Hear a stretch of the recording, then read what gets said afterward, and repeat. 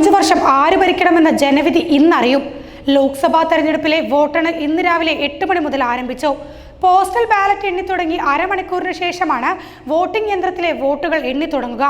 10.5 ലക്ഷം കേന്ദ്രങ്ങളിലാണ് വോട്ടെണ്ണൽ നടക്കുന്നത്. 9 മണിയോടെ ആദ്യ ഫലസൂചനകൾ ലഭിക്കും.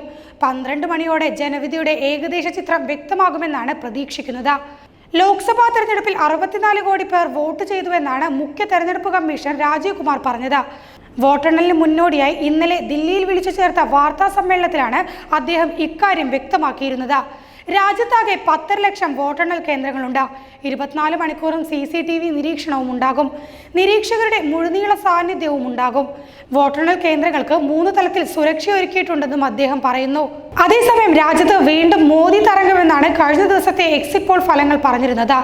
NDA മൂന്നാമതും അധികാരത്തിലെത്തുമെന്നും BJP ഒറ്റയ്ക്ക് ഭൂരിപക്ഷം നേടുമെന്നും ഭൂരിപക്ഷ സർവേകളും പ്രവചിച്ചിരുന്നു.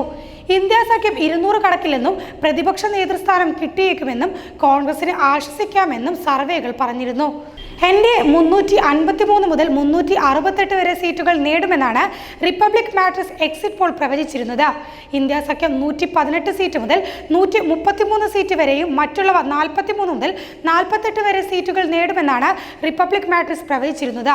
NDA 362 മുതൽ 392 വരെ സീറ്റ് നേടുമെന്നാണ് ജൻ കി ബാത് പ്രവചിക്കുന്നത്.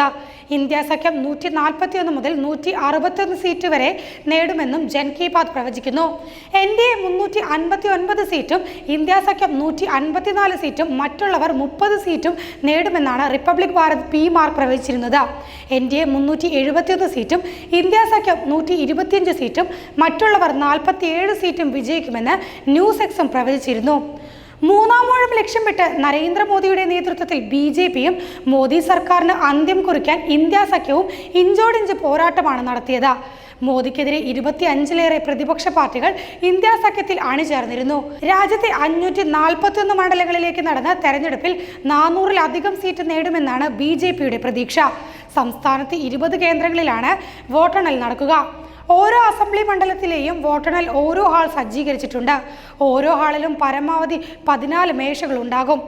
ഓരോ മേശയ്ക്കും ഗസറ്റഡ് റാങ്കിലെ ഒരു ഉദ്യോഗസ്ഥൻ കൗണ്ടിംഗ് സൂപ്പർവൈസറായി ഉണ്ടാകും. ഒരു കൗണ്ടിംഗ് അസിസ്റ്റന്റ്, ഒരു മൈക്രോ ഒബ്സർവർ എന്നിവരും മേശയ്ക്ക് ചുറ്റുമുണ്ടാകും. ഇവർക്ക് പുറമെ തെരഞ്ഞെടുപ്പ് കമ്മീഷൻ പ്രതിനിധികൾ, നിരീക്ഷകർ, തെരഞ്ഞെടുപ്പ് ഡ്യൂട്ടിയിലുള്ള സർക്കാർ ഉദ്യോഗസ്ഥർ, സ്ഥാനാർത്ഥികൾ, അവരുടെ തെരഞ്ഞെടുപ്പ് ഏജന്റുമാർ എന്നിവർക്ക് മാത്രമാണ് ഹാളിലേക്ക് പ്രവേശനമുണ്ടാകുക. തപാൽ വോട്ടുകൾ എണ്ണുന്നതിന് പ്രത്യേക മേശയുണ്ടാകും. സർവീസ് വോട്ടർമാരുടെ വോട്ടുകൾ റിട്ടേണിംഗ് ഓഫീസറുടെ മേശയിലാണ് എണ്ണുക. രണ്ടാം ഘട്ട തെരഞ്ഞെടുപ്പിന്റെ ഭാഗമായി ഏപ്രിൽ 26-നായിരുന്നു കേരളത്തിലെ 20 ലോക്സഭാ മണ്ഡലങ്ങളിലെയും വോട്ടെടുപ്പ് നടന്നത്. 71.27% പോളിംഗ് ശതമാനം. കഴിഞ്ഞ വർഷം പോളിംഗ് ശതമാനം 77.84%. ഏറ്റവും കൂടിയ പോളിംഗ് വടകരയിലും കുറഞ്ഞ പോളിംഗ് പത്തനംതിട്ടയിലുമായിരുന്നു. വടകരയിൽ 78.41%, പത്തനംതിട്ടയിൽ 63.37%. പോളിംഗ്.